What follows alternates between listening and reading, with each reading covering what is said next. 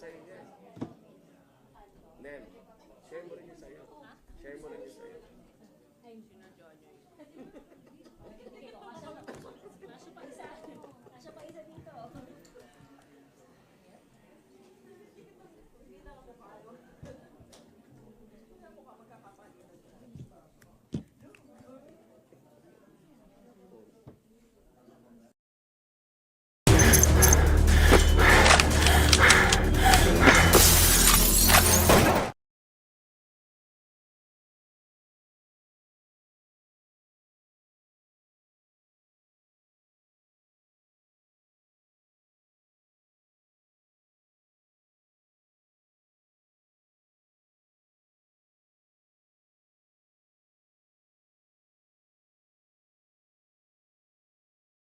As I said dun sa ating bishops at pastors who prayed for the nation today dito sa Senate, yung attack on the Senate started naman in 2023, di ba? Nung gusto nilang i-abolish ang Senate. And I really believe that the events in the last few months was also intentional na ma-weaken ang Senate because bubuhayin yung constitutional change, except this time around, regional Senate ang gusto nila. But to do that, part of the enticement is that may term extension, and then yun nga, regional Senate. In theory, maganda yon kasi each region will have their senators. But the reality is, if you have 36, 48, 60 senators, yung possibility na maging rubber stamp, nandun talaga. Diba? So at this time of crisis, I don't take it against anyone of thinking about political reforms, whether maganda yung motibo o hindi. Pero naghihirap ang tao eh. So whether you talk about electricity, agriculture, prices of gamot, prices of rice, dun muna sana. Having said that, kanya-kanyang pananaw yan eh. Iba pananaw din nila sa Senate leadership, di ba? Yung anyone but Cayetano, nung nag-attempt kami nung February, yung kandidato namin yun din ang sinabi sa amin eh. Anyone but siya. So ang point ko, I think it's more of anyone that they cannot control. Sir, isa na lang sa akin. As of 2:03 ngayong hapon, you have 13, sir. Can you say that? To the best of my knowledge, wala namang dun sa aming kamusta, check, usap tayo mamaya, punta dito.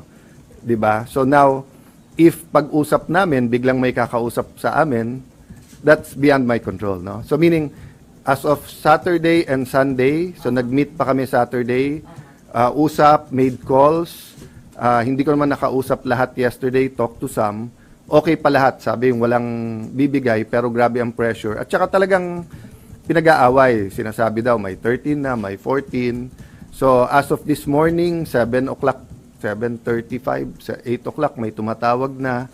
So okay na, wala namang hindi sumasagot sa chat groups at sa communication namin, di ba? Having said that, if may palitan naman, it would be smart naman to tell us in the last minute. And so it would be smart to tell in the last minute, and I won't take it against them, di ba? So simple lang 'yan. Kung nilagay ako dito ng Panginoon for an 8-day mission, tatanggapin ko 'yon. Pero kung ang mission ko is simulan yung impeachment, tatanggapin ko rin yon, di ba? Yung isang senyales sa akin doon, kung gaano kadali na nakuha ko yung Senate presidency, gaano kadali in the sense that, saan ka nakakita? 12, hindi mo nililigawan, hindi mo pinapangakuan ng committees or kung ano man, lahat ng kapangyarihan around this earth ginamit against, pero they're sticking together, ituloy natin. So it's a privilege serving you, serving our people, serving the Senate. But pag sinabi nilang iiba direction, I will respect that. So tanggap niyo, sir, sorry to ask, if you will be the shortest serving SP, sir? It's not how long your life is, it's how meaningful it is. Diba? Some people live 100 years and say, where has the time gone? Diba? The Lord Jesus lived a little bit over 30 years, pero in 3 years, nagawa niya lahat ng gusto niyang gawin. Of course, I'm human. I think I can do much more if it's 8 months rather than 8 days, but that's not in my control.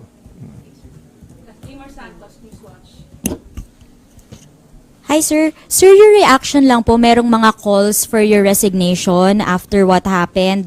Binabatikos po yung pag-alis ni Senator Bato, the shooting incident, and si Director Matibag also said you should be held accountable. Your reaction to all these? Okay. Hindi pa naman ako SP, pinagre-resign na ako eh. Buong buhay ko naman ganun eh, 'di ba? So certain people are called for the job.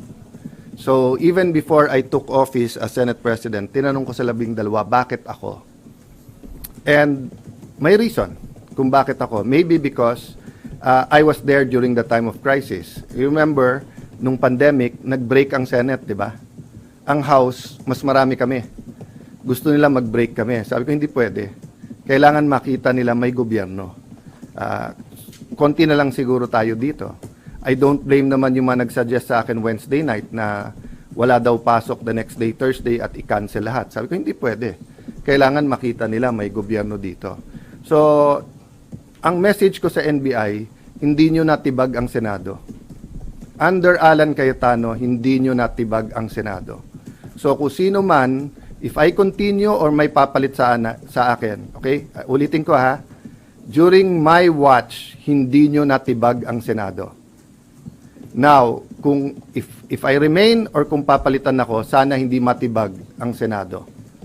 The Senate is a target, di ba? Because we are the last line of defense sa pagdating ng hindi impartial na impeachment. We're the last line of defense sa budget. We're the last line of defense sa charter change. We're the last line of defense sa kung merong gustong yumurak o sumira sa ating democracy. I'm not saying we, the Senate. But leadership matters. Di ba? So, dun sa nagsasabing take responsibility, kayo pumasok dito, kayo na maril eh. Tapos kami pagre-resign ninyo. Dapat kayo mag-resign. Di ba? Pati yung mga ibang nagsasabing take responsibility for the shooting. I take responsibility for my reaction. Di ba? So, kung mamato ako dito, batuhin niyo ako pabalik, kayo magre-resign. Ako namato eh. The one who takes, you take responsibility for your action. So I will take responsibility for my reaction, how I handled everything. But I cannot take responsibility for them shooting at us. Confirmed na, may gunpowder yung hinuli. Sa loob ng Senado hinuli yon ha. Until this... 근데? 왜 이렇게 따라잡으라?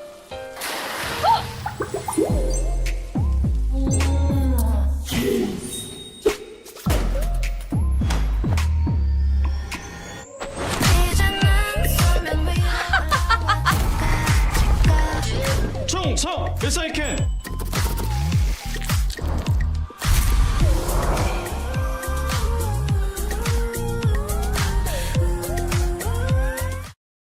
Salonga, Recto, Tanyada, yung Osmeña, Rojas, yung ating mga greats, di ba? In the past, pagka inattack ang Senate, nagka-come together lahat ng senador. Ngayon, algorithm at political bias na. That's what's sad about it. No? All the evidence is there. I mean, it's beyond our control na, like sa inyo, di ba? Pag dumating na sa editor, dumating na sa final, dumating sa live interviews, hindi nyo kontrolado lahat yon.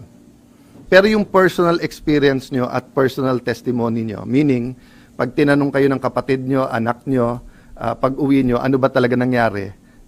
Eyewitness din kayo eh. Diba? So, yun din ang ko sa inyo. Kung eyewitness kayo and you think I did wrong, I won't take it against you for calling for the resignation. But if you're telling me na kontrolado ko yung NBI, so dun sa nagsabing scripted, di ba? Ang galing ko naman na pati NBI is under my command pa. Resign Alan. Nag-echo lang ngayon dahil nga sa mga pangyayari. But for me, it's concerted effort from day one to get me out because they want someone they can control. The only thing I promise the 13 is I follow God. Diba? And, following God is easy if you know exactly what He's telling you to do. Diba? Pero if you have 5 decisions to make and all of them are godly decisions, hindi madali mag-discern na ano ba dapat gawin. So for example, as long as I tell the truth, that's godly, diba? But do I extend a friendly hand in friendship? Diba? Do I tell everyone, let's work together, or do I pound the table muna para alam nilang hindi pwedeng ganito yung Senate? Those are everyday decisions that needs wisdom, and I'm not claiming to have all the wisdom, di ba? But uulitin ko lang ha, collaboration, okay. Pero yung sunod-sunod kami sa inyo at hawak nyo kami sa liig, hindi pwede yon. Collaboration, our government needs collaboration. The three great branches of government, judiciary, executive, have to work together. Senate, House, we have to work together. But yung sasabihin mag-surrender or puppet SP ka, hindi ka tatanggalin, pero kung ano sabihin namin, sumunod ka. Sorry, hindi ko style yon. Last question, Ma'am Gonzales. Hi, SP. Hingi lang po kami ng status ni Saa Aplaska, kung suspended po ba siya, and si Sec Dong That's po. part of our, thank you for that question. Apo, pati sir lang si Sec Dong Mendoza, nag-resign daw po. To be fair kay Sec Dong, siguro a few minutes after mag-resign yung dating Osaa, he told me na magre-resign siya. I told him I want him around. And then, sorry, hindi ko lang alam yung exact date. He actually handed me a written resignation. And dati ko naman siyang kaibigan. Never ko siyang kapartido, but he's always been forthright with me, always had worked in candor. Alam ko naman alam niya biases ko, alam ko biases niya. And then, he could have gone home Wednesday night nung marami nagchichismisan na umuwi na kayo, or marami nagte-textan na umuwi na kayo. But he stayed, no? So, actually sa isang news ko nakita yun this morning. So, I haven't talked to any of them. I went straight to the hearing ni Senator Pia on electricity, high prices of electricity, then to the prayer for the nation, then here. So, I'll deal with that kung kay Sec Jendong. And then kay Osaa, there are three options kasi. There's a legal memo prepared for me to discuss with the legal team. I'd like to thank, di ba, nasa internet pinost naman ni Attorney Tolentino, Mark Tolentino, na, may separation of powers kasi. And then may certain officials na pwede i-suspend o hindi. And everyone was emotional during the weekend, kaya nga Saturday sabi ko, prayer and reflection. Hindi ko na sinagot yung kay Ombudsman na walang nagtanggap dito. Kasi wala naman tayong trabaho ng Friday, Saturday, Sunday. Wala naman official na pwedeng tumanggap. To my knowledge, wala naman yung subpoena. CCTV, walang question doon. Kung may miscommunication, it was cleared up naman, di ba? It's not true na walang CCTV. Meron, pero the lights were out eh. So, hindi lahat singlinaw nung iba. Number two, as soon as Secretary John Vic called me, yun ang una niyang hiningi. Secure the CCTVs. When he got here, inulit ko sa harap, 2 copies. Sabi ko, gumawa kayong 2 copies, pero sa harap nila kayo gumawa ng 2 copies para alam yung original. So yung isa nasa PNP or I don't think it's with DILG, I think it's with PNP. So dun sa DOJ at saka sa Ombudsman, wag sila mangamba na matamper yon kasi hawak na ng gobyerno right after the incident, no. But as far as NBI and DOJ investigating, suspect sila eh. So paano sila mag-iimbestiga, 'di ba? That's why nga pumayag ako ng joint investigation kasi I am sure that someone will point the fingers sa mga taga-Senado. So kung suspect ka rin, hindi pwedeng ikaw lang mag-imbestiga, 'di ba? That's why I also appeal to all of you, whoever has videos, to the proper authorities kasama namin. So actually, I've been scanning the news and internet at kung ano man videos lumalabas doon, kinukuha din namin para maayos natin in a very logical and scientific manner. Sorry, so clarification lang po. Si Saa Aplaska, pati po si Sec Dong. I'll update you maybe in an hour or two kung anong decision. And I promised also both the majority and the whole 24 senators na magiging consultative or consensus yung aming decision making, 'di ba? So I don't think yung whether or not yung suspend. Remember, he's acting So hindi naman siya regular sergeant at arms, meaning he should also have an option na kung ayaw na niya, 'di ba? But he's been there, he's been reporting, he's doing his job. I don't think he deserves this, but sabi niya, sir, sundalo ako, sanay ako diyan. Sir, to clarify, si General Aplasca pa rin po yung Senate Sergeant at Arms na Yeah, we haven't made a decision. nag-i-implement. We haven't made a decision kasi one option, 'di ba, is sundin yung ombudsman. The other nga is may legal opinion na it's the Senate that can suspend, hindi sila.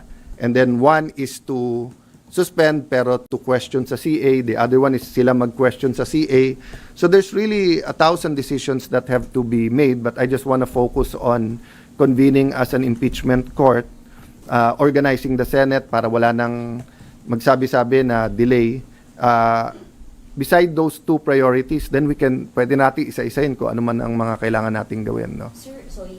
Your priority is committee chairmanship. Organizing the Senate in general. So Okay. that right now that means the committee chairmanship. Yeah. Committee chairmanship and convening the impeachment court. Pero pag may tumayo to change leadership, hindi niyo po harangin.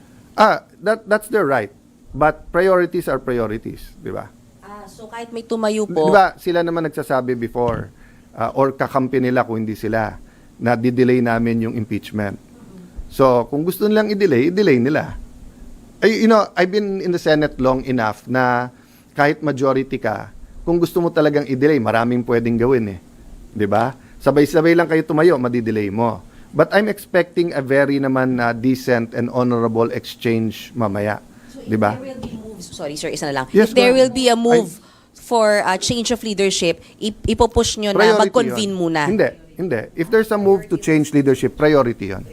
Oo. Yun ang pinaka... So, if you look at the Constitution, getting the Senate organized is the priority. Kasi how can you even convene the court if you're not organized? How can you have hearings if you're not organized? After organization, ano yung mga constitutional mandates? Siyempre, mandate to make laws, pero everyday yon. But to convene, di ba, and given the national clamor or trauma, whatever side you're on, may mawawala ba na we convene and start the process, di ba? Okay. Thank you, everyone. Thank you. Thanks, guys. Sir, yung majority. Sir, majority or all senators? Majority lang. Kasi hindi namin na-inform. Sir, safe kasi as of 7 a.m. you have the majority pa ha? Ayaw ko talk ng tapos. Pero sir, wala pang tumagal sa inyo. To my knowledge, To your knowledge. this morning intact pa kami. Okay. Thank you, sir.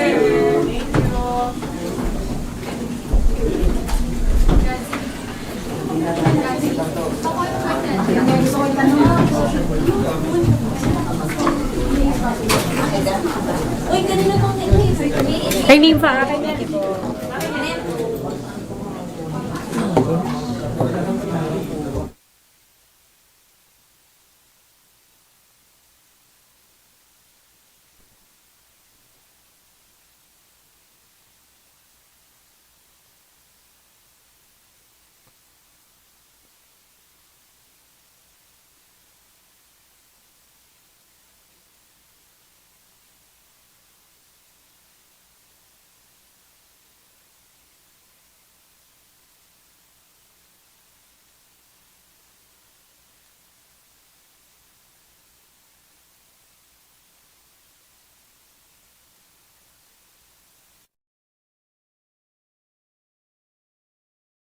The Secretary General to immediately endorse to the Senate the impeachment complaint. The motion is approved. I respectfully move the verified impeachment complaint against Vice President Sara Duterte be dismissed. The entire process is unconstitutional. Declared the articles of impeachment against Vice President in the Sara matter Duterte of the impeachment trial unconstitutional. of Vice President Sara Duterte to the archives hereby approved. Naging laman ng kontrobersya at magkasalungat na opinyon ang impeachment case ni Vice President Sara Duterte. Ito na yata ang maituturing na pinakakontrobersyal na kaso ng impeachment na naihain sa Pilipinas. Sa harap ng magkakaibang opinyon kaugnay ng impeachment, Mahalaga na maunawaan natin ang proseso ng impeachment at paano napoprotektahan nito ang mga mamamayan laban sa pang-aabuso sa kapangyarihan.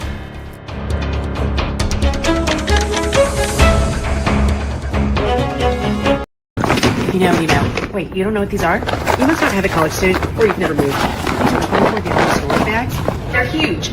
Look how big they are.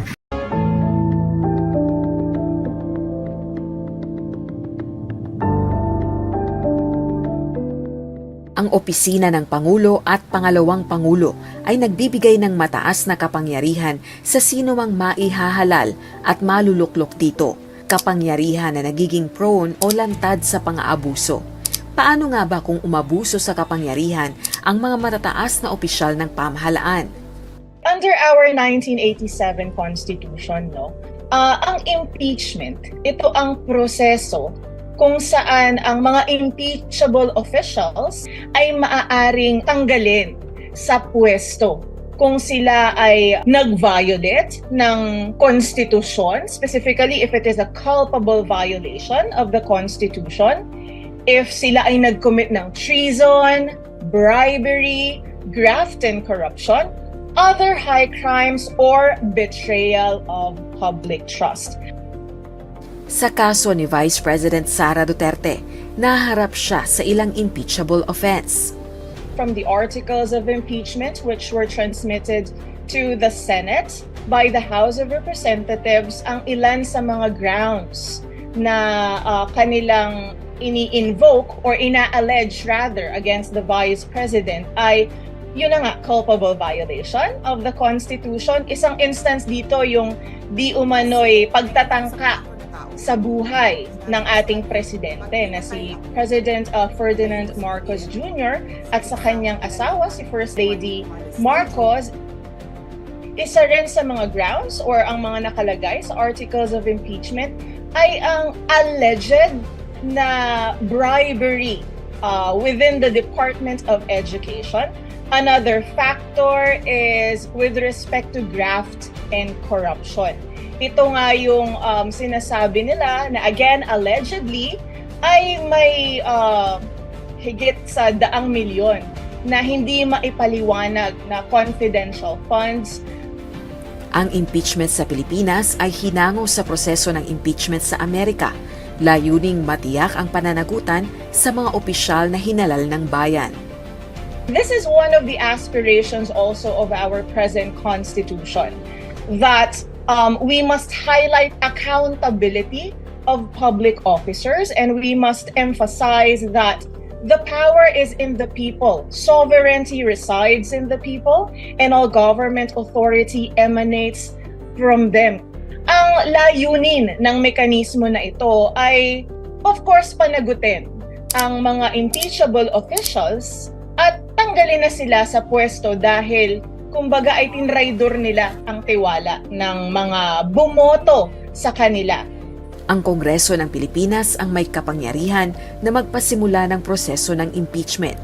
To initiate an impeachment complaint under the 1987 Constitution, ito ay pwedeng i-file through a verified complaint ng isang miyembro ng House of Representatives or kahit isang pribadong mamamayan ay pwedeng mag-file or mag-initiate ng impeachment complaint, ngunit dapat ito ay may resolution or endorsement ng isang miyembro ng mababang kapulungan or House of Representatives. Paano masasabi na initiated na ang impeachment complaint? Dapat ito ay may kaukulang referral to the proper committee, which in this case, particularly refers to the Committee on Justice. If it is not referred, then it is not deemed initiated. Another method for initiating an impeachment complaint ay kung yung at least 1/3 ng mga miyembro ng mababang kapulungan ay bumoto na i-impeach ang isang impeachable official, then that will already constitute as the articles of impeachment at yun na ang diretso na itatransmit sa Senate. Sa kasong ito ni VP Sara o ang mabilis na transmittal ng Articles of Impeachment sa mataas na kapulungan ng Kongreso, nahati ang opinyon ng mga constitutional expert. Ayon kay Attorney Ernesto Francisco Jr., ang Francisco sa Francisco Jr. versus House of Representatives na palaging nababanggit sa mga impeachment debate, may hindi malinaw sa probisyong ito ng konstitusyon. Sa pagkaintindi ko at ninanais ko na sana mas tingnan ito ng Supreme Court, kasi it's possible na dalawa lang talaga yung modes of initiation, hindi tatlo. Kasi kung titingnan yung literal wordings ng Constitution, sinasabi doon, an impeachment complaint may be filed by any member of the House of Representatives. Hindi naman nilimitahan kung ilan. So maaring it may be filed by 1/3. Pero ang pinagkaiba lang dyan, pag sinabi mong 1/3, yung sinampa nilang complaint, yun na yung magiging articles of impeachment na ihahain sa Senado. Pero hindi sinasabi sa saligang batas natin na yung impeachment complaint na yun ng 1/3 ay hindi na i-refer sa Committee on Justice. Kaya naman naniniwala si Attorney Francisco na may pagkakamali ang Kamara sa kaso ng pangalawang Pangulo. Halimbawa, yung fourth impeachment complaint, pag susuriin mo, meron diyang mga charges na hindi papasa. So dapat yan masala muna ng Committee on Justice, at pag nasala na kung ano lang yung papasa dun sa original impeachment complaint filed by 1/3, yun lamang ang ilalagay sa articles of impeachment na isasampa sa Senado.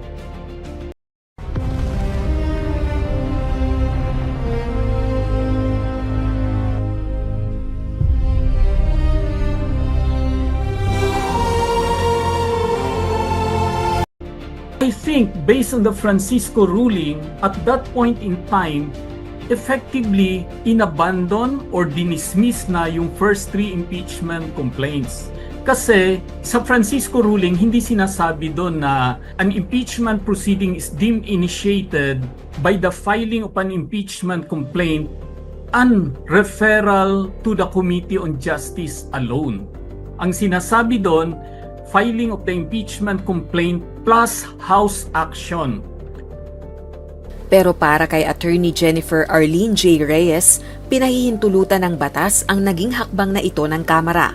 If you will examine Article 11 of the 1987 Constitution na siyang naglalahad ng mga proseso or methods sa pag-i-initiate ng impeachment complaint, ito ay isang probisyon na hiwalay or distinct from the method wherein yung mismong at least 1/3 ng mga miyembro ng mababang kapulungan ang boboto para magkaroon ng impeachment complaint.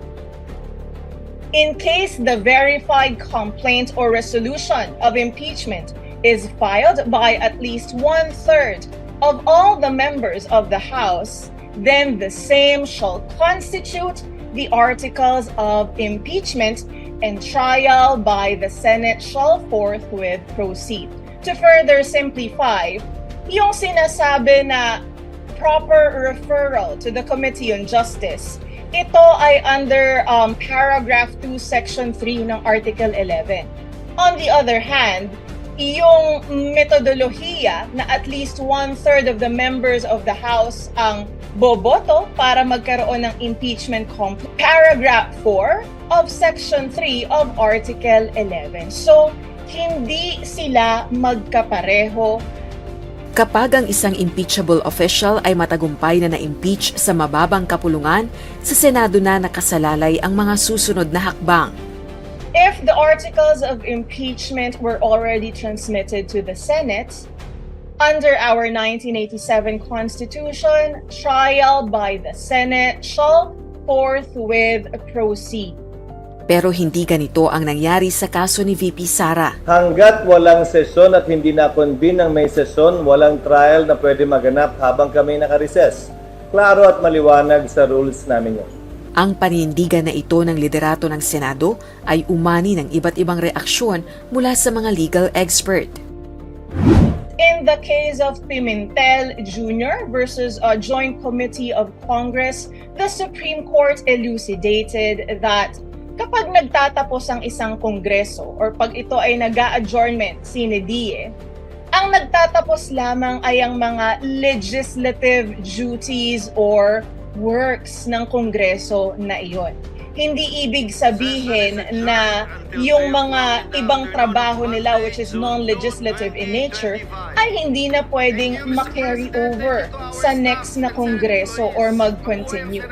In this case, since an impeachment is non-legislative,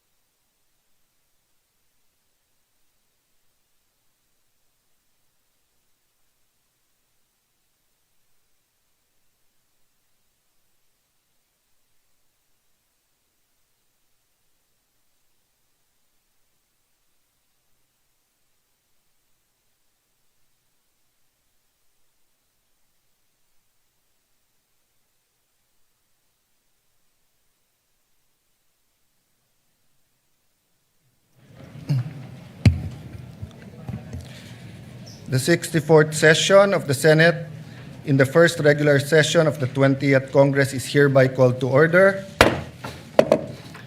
May we request Senator Francis Kiko Pangilinan to lead the chamber in prayer. Ilagay natin ang ating mga sarili sa harap ng Diyos. Panginoong Diyos na habag, lumalapit kami sa inyo bilang isang bansa sa aming oras ng katotohanan. Nagpapakumbaba kami at humihiling sa inyo. Magtatag ng katarungan nang gumaling ang aming bayan. Pinapanalangin namin ang lahat ng magiging senator judges at lahat ng opisyal sa parating na impeachment trial. Naway ang magiging pasya, bawat pasya namin ay nakatuntong sa katotohanan, ebidensya at konsensya. Panginoong Diyos na ng katarungan, gabayan niyo kami sa paglilitis na haharapin upang masagot ng tama ang mga tanong na sino ba kami bilang mga Pilipino, bilang isang bayan? Patas ba ang batas dito sa lupang hinirang o kalasag lamang ng makapangyarihan? Tulungan niyo po kaming gawing daan din ito tungo sa katarungan at katotohanan para sa bawat Pilipino, lalo na sa madaling apihin at abusuhin. Panginoong Diyos ng kasaysayan, tulungan niyo po kaming sagutin ang hamon ng panahon at unahin ang interes ng bayan at hindi ng sarili. Tulungan niyo po kaming bigyang bigat ang hatol ng kasaysayan at hindi ng politika. Salamat sa maraming pagkakataon niyo ng pagsagip sa amin sa tila tiyak na kaguluhan at sakuna. Panginoong Diyos na habag, katarungan at kasaysayan, habang nagaganap ang paglilitis, ingatan niyo ang aming bansa laban sa puot, karahasan at kaguluhan, ang galit po ng taong bayan. Gawin po ninyong matinding paghahangad sa katotohanan, sa katarungan, hindi sa paghihiganti. Magtaas po kayo ng mga pinunong naunawaan na ang tungkulin sa bayan ay sagrado, ng mga pinunong tunay na pastol, naglilingkod, hindi inaabuso ang kapangyarihan. Padaluyin ninyo ang katarungan sa Pilipinas na parang ilog at ang katwiran na parang batis na hindi natutuyo. Sa inyong habag ang paglilitis na ito, gawin niyo pong simula ng pagbabago tungo sa katapatan, pananagutan, paghilom ng aming bayan. Sa inyong banal na pangalan, kami ay nananalangin. Amen. Thank you, Senator Pangilinan. The Servus Dei Vocal Ensemble will lead us in the singing of the Philippine National Anthem. The group will also render a song entitled Bagani after singing the National Anthem.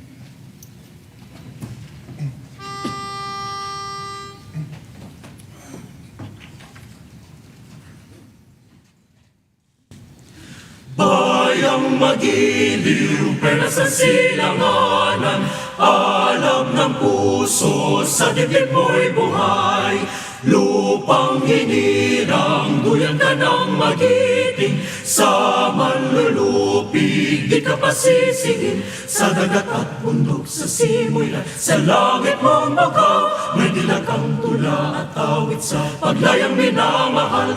Ang kislap ng wataw at mo'y tagumpay na nagdidingning, ang bituin at araw niyang kailan pang may di magdidinig. Lupa ng araw na nuwan, hatid pagsinta, buhay langit sa piling mo. Aming ligaya na pa may mga api, ang mamatay ng dahil sa'yo.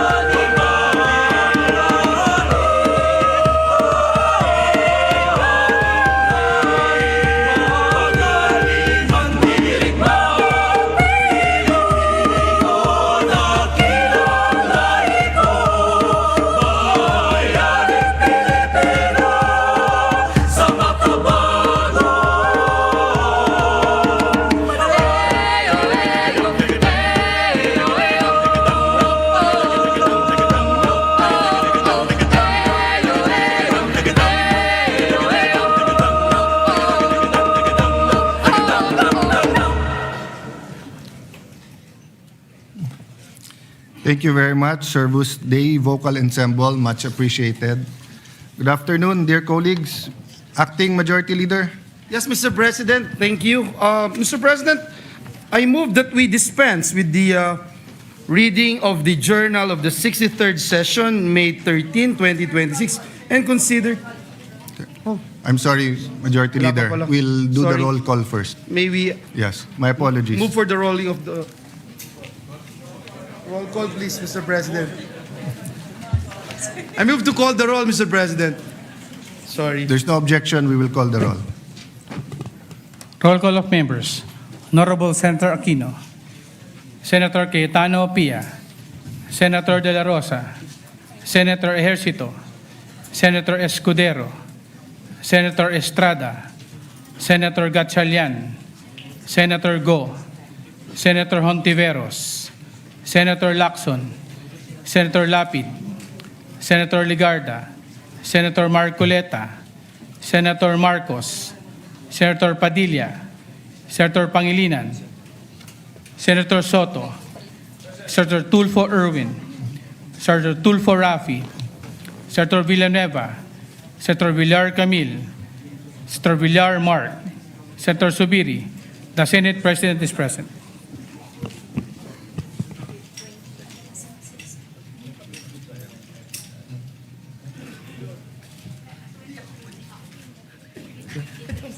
With 23 senators, Senator Bato is absent?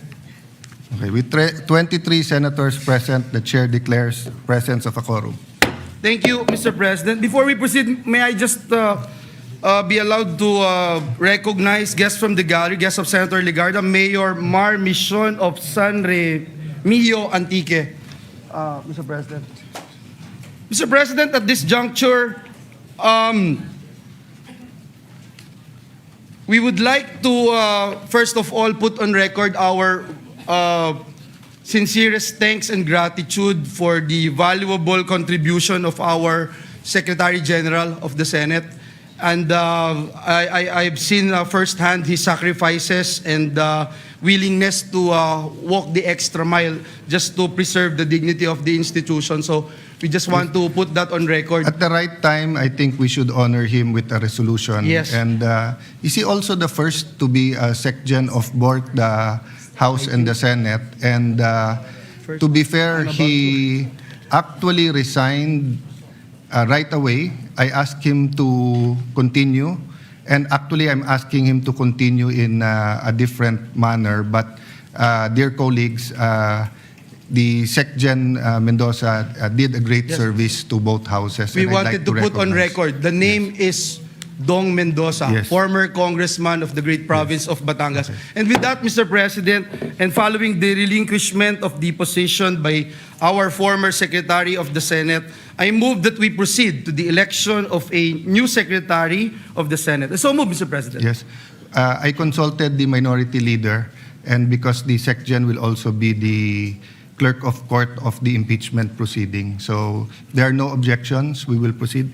Thank you, Mr. President. Mr. President, in accordance to Rule 2, Section 2 of the Rules of the Senate, may I respectfully nominate Jose Luis Garcia Montales as the new Secretary of the Senate. So move, Mr. President. Is there any objection? Hearing none.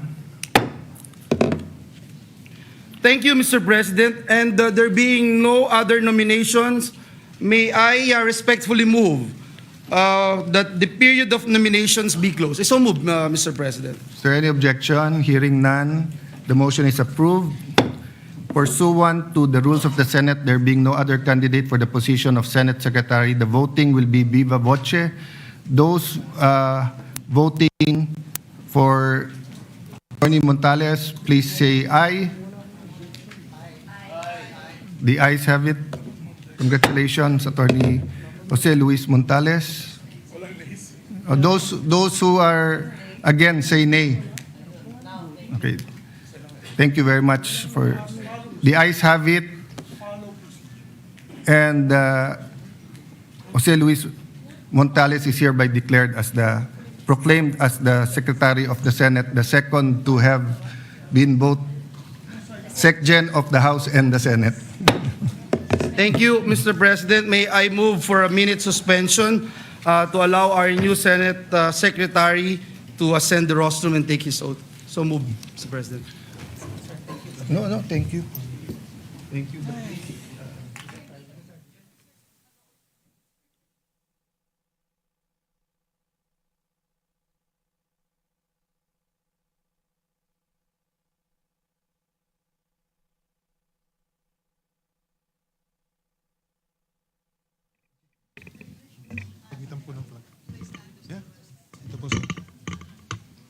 Ano yung...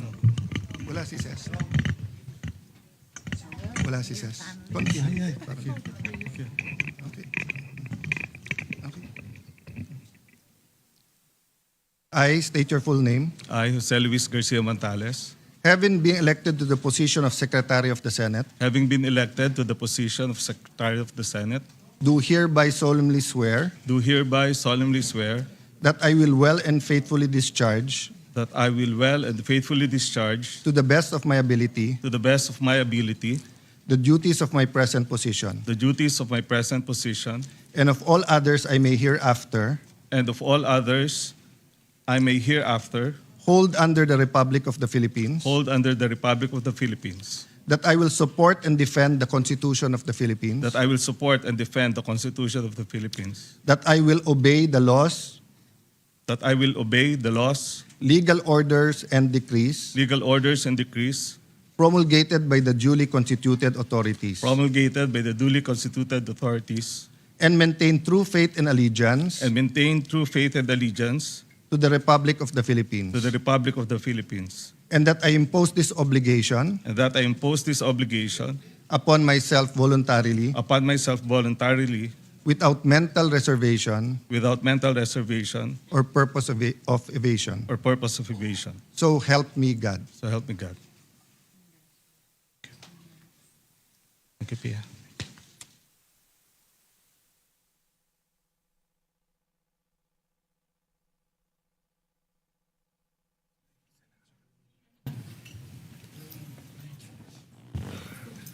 Nandiyan na yung sana.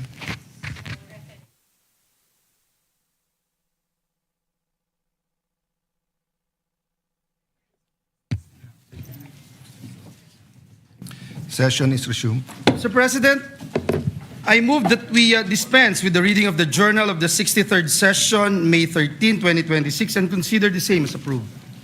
Is there any objection? Hearing none, the motion is approved. Mr. President, at this juncture, I move that we proceed with the reference of business. Is there any objection? If not, the motion is approved.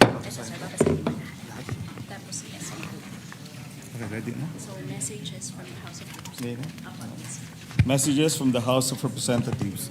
Letter from the House of Representatives transmitting to the Senate 27 copies of Committee Report number 261 on House Resolution number 989 titled Resolution Setting Forth the Articles of Impeachment against Vice President Sara Z. Duterte, together with the annexes thereto, and 27 USB devices containing file copies of the above.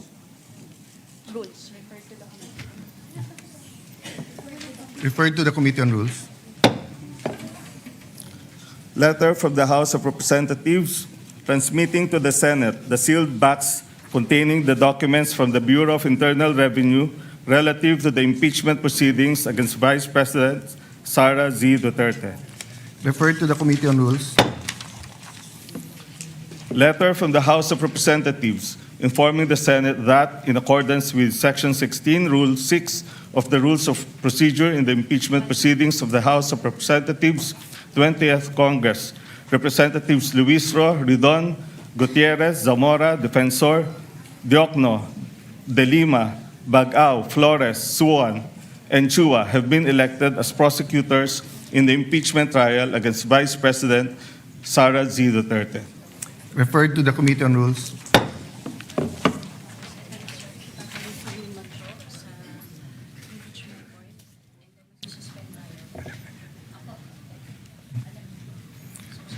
Acting Majority Leader. Mr. President. Yeah. Mr. President. The Minority Leader is recognized. I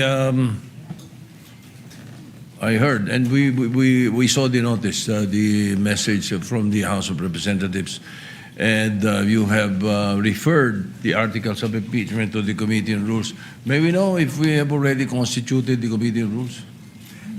The Committee on Rules is in the acting capacity. So in accordance with Section 19, the same members and Senator Villanueva. Actually, for your information, Minority Leader, we were in caucus and wanted to meet also the minority to start reading the committee chairmanships, but we thought it prudent to convene the court first. And then when we remove our, after we convene the court and suspend, we can go back into session to start reading the committees. So I take it that right now the chairman of the Committee on Rules is in an acting capacity. Yes, Senator Villanueva. And the membership at this point would only be the ex-officio members. And the members before all positions were declared holdover vacant. From the previous... yes, in accordance with Section 19. Will you refresh me with Section 19, Your Honor, Mr. President? Because... yes, yes. And to be fair, Senator Pangilinan has a interpretation question. That's why we referred this to the Committee on Rules. Okay. The chairman and the members of the permanent committee shall commence in the exercise of their duties upon election. They shall cease when their successors shall have been elected or designated. So since we have not yet elected or designated their successors, except for the majority leader, our interpretation that it continues. But Senator Pangilinan did bring up the seeming conflict that if it's all seats vacant, then it's vacant. Precisely. But then my initial statement was that you harmonize the rules, and if you harmonize it with pragmatically with what's happening, then we should never have a complete vacancy. Having said that, it is with the Committee on Rules, but I don't think Senator Villanueva scheduled it for hearing until we have the permanent members, just to be sure. And we hope to start doing that this afternoon. We will accept that for now, Mr. Yes. President. Thank you, Minority Leader. We make note of the manifestation. Thank you. And I will note and recognize not only your observations today, but the observation of Senator Pangilinan. And if we need to clarify later on, it'll be a good opportunity for us to look at the rules, given the 1392 present setup, unless we are overtaken by events. Yes. Okay. Majority Leader?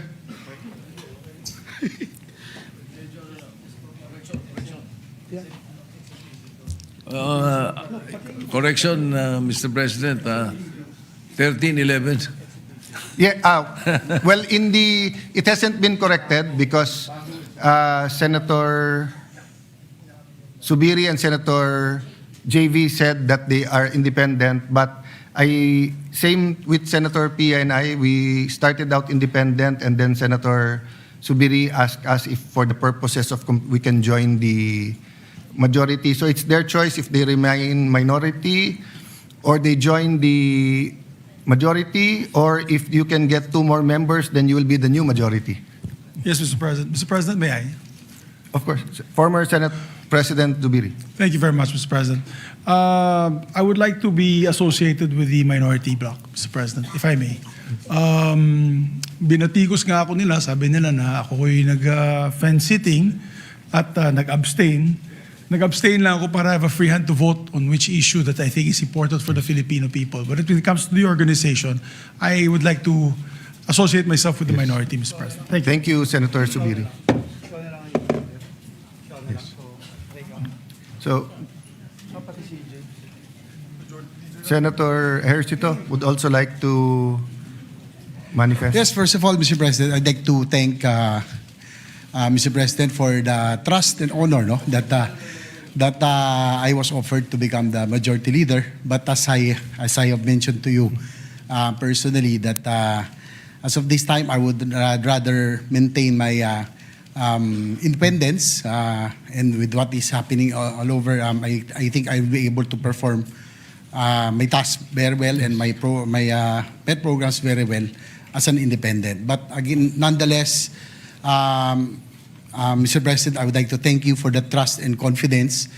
Being majority leader is a very, of course, it's one of the most powerful, we would say, position in the Senate. But I guess I have, at this point, I would like to maintain my independence. Yes. And I also understand. I also recognize that you will say that you will be our number 14, but until the time that we vote, any member, we have to respect their decision and always ascribe good faith. So we will continue to be good friends despite the political divisions or the nomenclature of who is in the majority or the minority. So for the purposes of today to the future, and unless a change is made, will you be an independent or will you be with the minority? Yes,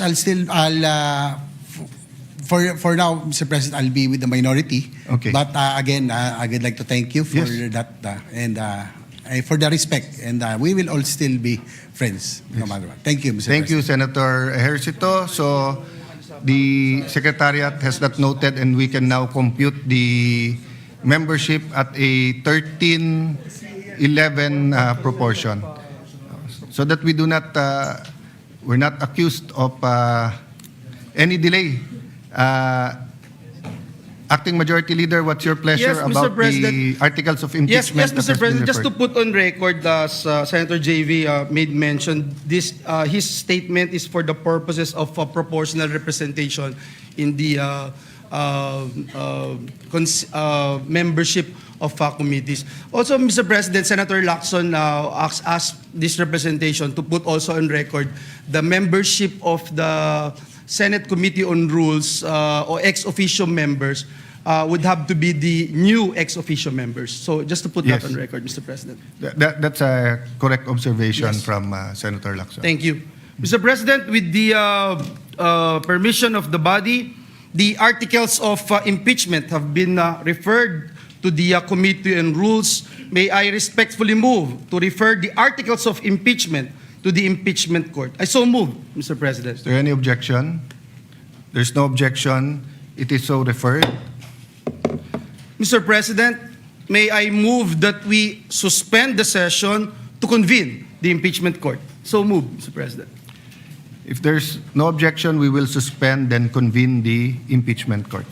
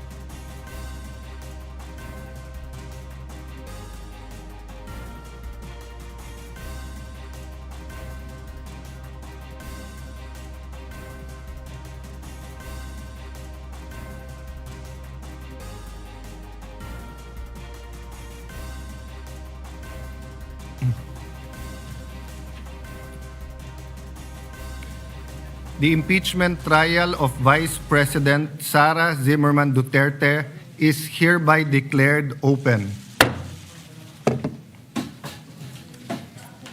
The clerk of court is directed to make the proclamation. All persons are commanded to keep silent under pain of penalty while the Senate is sitting in trial on the articles of impeachment against Vice President Sara Zimmerman Duterte. The clerk of court will please call the roll.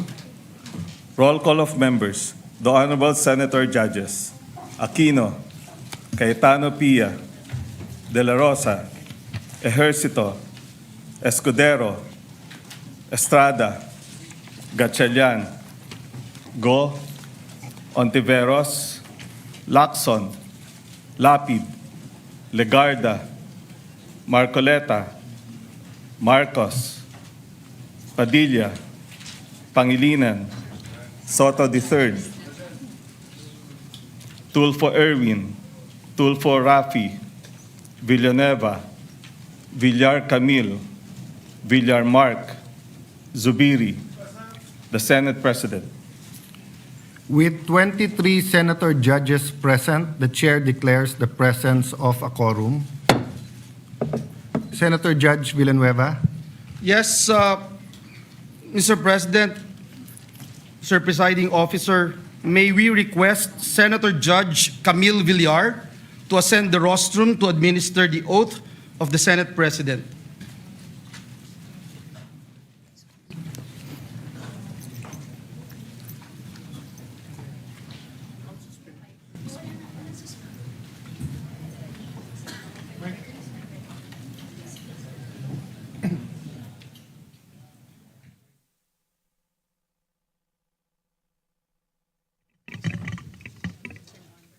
Between the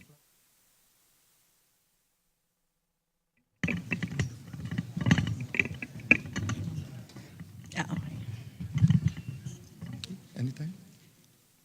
Please raise your right hand. Impeachment trial of Vice President Sara Zimmerman Duterte. I state your name. I, Alan Peter Compañero Shram Cayetano, Solemnly swear solemnly swear that in all things appertaining to the trial of the impeachment of Vice President Sara Zimmerman Duterte, that in all things appertaining to the trial of the impeachment of Vice President Sara Zimmerman Duterte, now pending, I will do impartial justice according to the Constitution. I will do impartial justice according to the Constitution And laws of the Philippines. and the laws of the Philippines. So help me God. So help me God.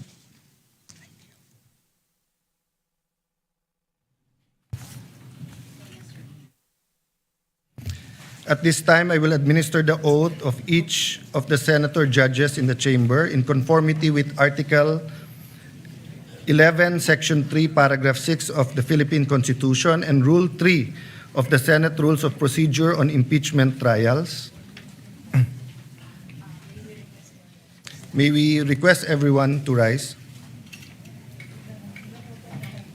Same oath, no? Same oath. So, same.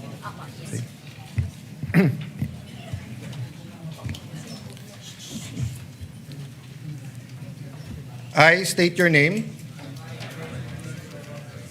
Solemnly swear that in all things appertaining to the trial of the impeachment of Vice President Sara Zimmerman Duterte,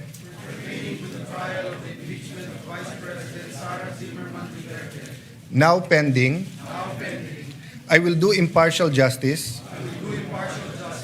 according to the Constitution and the laws of the Philippines. So help me God.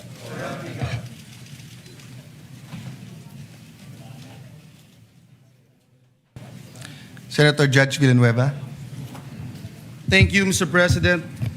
Last Thursday, May 14, 2026, the House of Representatives, through Secretary General Cheloy Garafil, personally delivered to the Senate the articles of impeachment against Vice President Sara Zimmerman Duterte. pursuant to Article 11, Section 3, Paragraph 3 of the Constitution, and Rule 4, Section 11 of the Rules of Procedure in the impeachment proceedings of the House of Representatives. Earlier today, the articles of impeachment were referred to the Committee on Rules and consequently to the Senate sitting as an impeachment court. Mr. President, the articles of impeachment against Vice President Sara Zimmerman Duterte with its annexes are now presented to the court for proper disposition and action. The same is duly noted and made of record.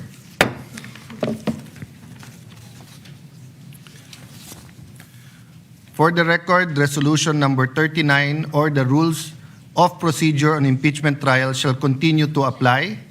We further note that Rule 6 thereof, which provide that the provisions of the rules of the Senate and the revised rules of court shall apply suppletorily whenever applicable. The court having been organized, and the articles of impeachment having been presented, let a writ of summons be issued to the Vice President Sara Zimmerman Duterte, who is directed to file her answer within a non-extendable period of 10 days from receipt, pursuant to Article 7 of the Rules of Procedure of Impeachment Trial. She is directed to appear before the session hall of the Senate of the Philippines upon notice. The Sergeant at Arms is directed to serve the written summons on Vice President Sara Duterte along with a copy of the articles of impeachment. The prosecution may file a reply within a non-extendable period of 5 days from receipt of the answer. The parties may file their pleadings and annexes in person or through electronic mail. All other pleadings, motions, similar papers intended for the consideration of this court may be filed electronically. We will circulate the specific instructions on the format for the pleadings and manner of electronic filing for the guidance of all parties. Mr. President. Senator Judge. Thank you. Soto. Thank you. Yes. Mr. President, may we be clarified when you say 10 days, is that working days or calendar days? Calendar days. Calendar days, and including the 5 days for the prosecution to respond? Yes, Your Honor. Thank you. Okay. The clerk of court is hereby authorized to calendar the case for pre-trial and issue the corresponding notices to the parties after the last pleading is filed. Upon conclusion of the pre-trial, the trial proper shall commence on a date and time fixed by the court, of which the parties shall be duly notified. I approached the members of the minority of the Senate, and then later on I will approach the senator judges that we will fix the calendar together, and in pursuit of impartial justice, we will come up with a impeachment calendar that is fair to the prosecution and to the defense, and will allow us to continue to function in the legislative side of our work. Any other matter? If there no other matter, the session is suspended.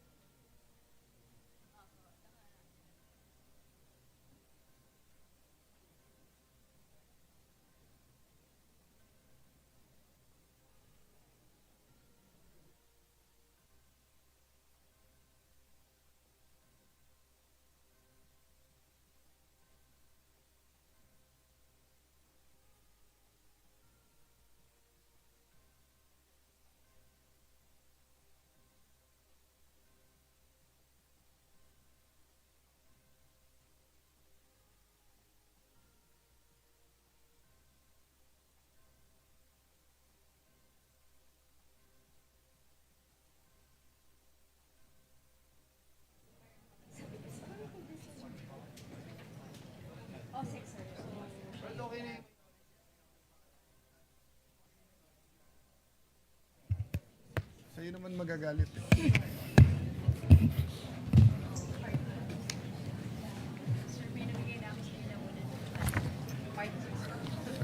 Okay. Session is resumed. Mr. President, with the permission of the body and pursuant to Rule 10, Section 13 of the Rules of the Senate, may I respectfully move to elect the chairpersons of the Senate permanent committees. If I may, Mr. President. Please proceed. Senator Lauren Legarda, retained as chairperson of the Committee on Culture and Arts. So moved, Mr. President. If there's no objection, motion is approved. Senator Pia Cayetano, retained as chairperson of the Committee on Ways and Means. So moved. There's no objection, motion is approved. Senator Christopher Bongo, chairperson of the Committee on Health and Demography. Vice Senator Risa Ontiveros. So moved, Mr. President. Is there any objection? Any objection? No objection, motion is approved. Mr. President, Senator Joel Villanueva as chairperson of the Committee on Higher Technical and Vocational Education. Vice Senator Lauren Legarda. So moved, Mr. President. There's no objection, the motion is approved. Thank you very much, Senator Legarda. Senator Jinggoy Ejercito Estrada, chairperson of the Committee on National Defense and Security, Peace, Unification, and Reconciliation. Vice Senator Lauren Legarda. So moved, Mr. President. Is there any objection? If none, the motion is approved. Senator Christopher Bongo, retained as chairperson of the Committee on Sports. So moved, Mr. President. Any objection? No objection. The motion is approved. Pang health na, pang sports pa. Senator Pia Cayetano, retained as chairperson of the Committee on Sustainable Development Goals, Innovation, and Futures Thinking. I so move, Mr. President. If there is no objection, the motion is approved. Senator Lauren Legarda, as chairperson of the Committee on Basic Education. Vice Senator Bam Aquino. I so move, Mr. President. Is there any objection? Hearing none, the motion is approved. Senator Dante Marcoleta, as chairperson of the Committee on Public Services. Vice Senator Rafi Tulfo. I so move, Mr. President. Is there any objection? Hearing none, the motion is approved. Senator Robin Hood Padilla, retained as chairperson of the Committee on Public Information and Mass Media. So moved, Mr. President. Is there any objection? If none, the motion is approved. Senator Robin Hood Padilla, retained as chairperson of the Committee on Cultural Communities and Muslim Affairs. So moved, Mr. President. Is there any objection? Hearing none, the motion is approved. Senator Jinggoy Ejercito Estrada, as chairperson of the Committee on Games and Amusement. Vice Senator Erwin Tulfo. So moved, Mr. President. Is there any objection? Hearing none, the motion is approved. Senator Pia Cayetano, retained as chairperson of the Committee on Energy. So moved, Mr. President. Is there any objection? If there's none, the motion is approved. May I ask for a minute suspension, Mr. President? Yes. Before the suspension, may I ask the chairpersons if they replaced another senator, if they can coordinate if there is any pending sponsorship that was already being discussed before the change in leadership. We actually have a weekly agenda, and as much as we can pursue the original committee report and sponsorship, the leadership will greatly appreciate that. No? Session suspended for a minute.